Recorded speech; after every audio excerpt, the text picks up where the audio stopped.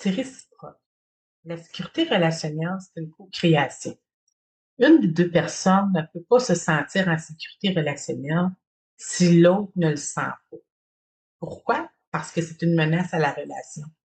Donc, automatiquement, dès qu'une des deux personnes ne se sent pas en sécurité au niveau relationnel, l'autre personne ne peut pas se sentir en sécurité tout en le sachant. Parce que c'est une menace. La relation,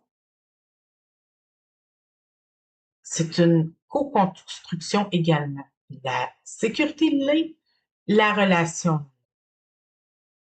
Une des deux personnes se sentant menacée va réagir. Elle va se dire, dans cette relation-là, je me sens pas bien, donc je veux voir la personne moins souvent, ou je ne veux plus la voir, ou je veux couper des ponts, ou je veux changer d'équipe, je veux changer de job, je veux changer de chum, peu importe.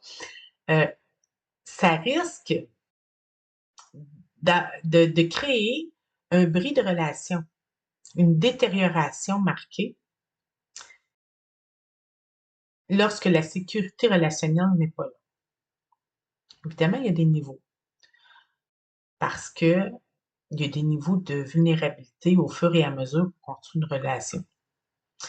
Donc, on peut se sentir en sécurité au niveau relationnel tout en se vulnérabilisant moins que 5 ans plus tard, par exemple, où on va avoir cumulé plusieurs confidences et plusieurs co-vulnérabilités qui vont avoir permis de,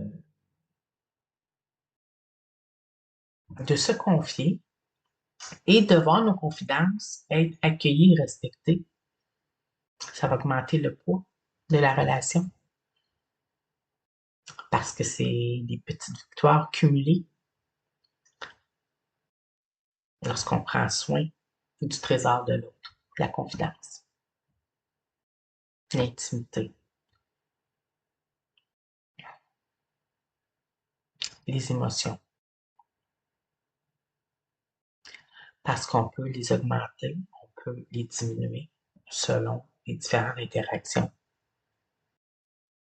J'avais déjà lu un livre il y a plusieurs années qui parlait de fil d'or, une personne qu'on qu'on pouvait imaginer un fil de cœur à cœur avec les gens.